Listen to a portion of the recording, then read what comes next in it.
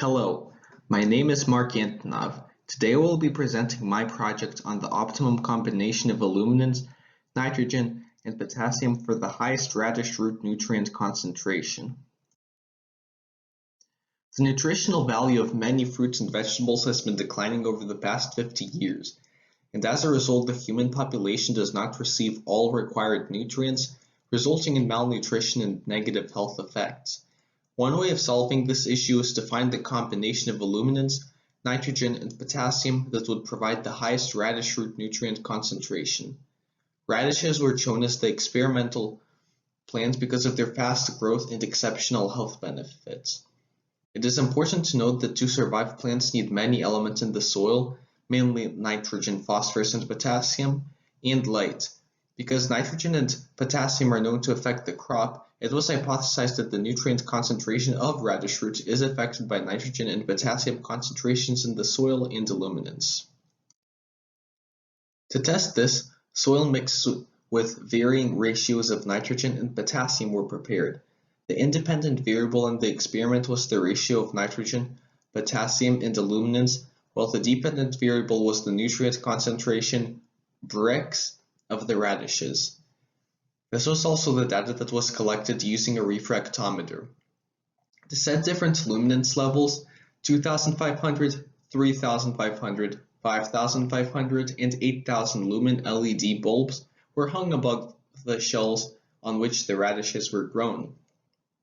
Urea and muriate of potash were used to create different nitrogen and potassium ratios in the soil.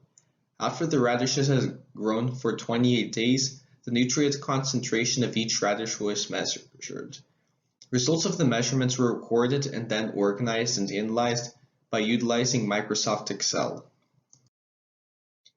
Based on the data, whisker plots, which showed the Brix index of the radish roots, were generated for the different light settings and soil nutrient ratios.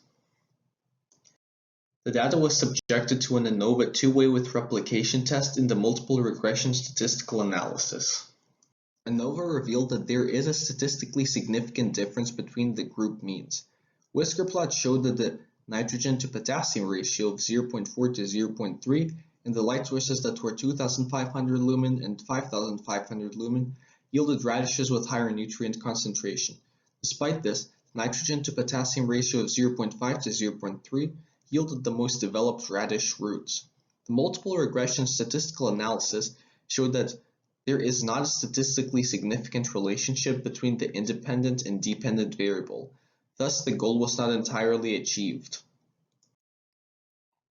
Some limitations to the experiment are that the data is limited to the accuracy of the refractometer, the fact that the radishes did not have enough time to grow and reach complete ripeness, and the fact that to fill in some empty pot spare radish sprouts that were grown in soil with no addition of the fertilizers were used. It is interesting to note that such radishes typically had a higher nutrient concentration and were more developed than those that grew in their assigned pots the entire time. Overall, radishes that grew in pots with the nitrogen to potassium ratios of 0.4 to 0.3 and 0.4 to 0.1, and those grown under the light sources with 2500 and 5500 lumens typically had a higher nutrient concentration. The experiment, however, was not entirely conclusive because the data was taken from radishes that were not completely developed. Some recommendations could be made based on the experience from the experiment are: all experiments should have contingency time in their schedules, soil mixes should be prepared a few weeks before seeding, and lighting should be thoroughly thought through.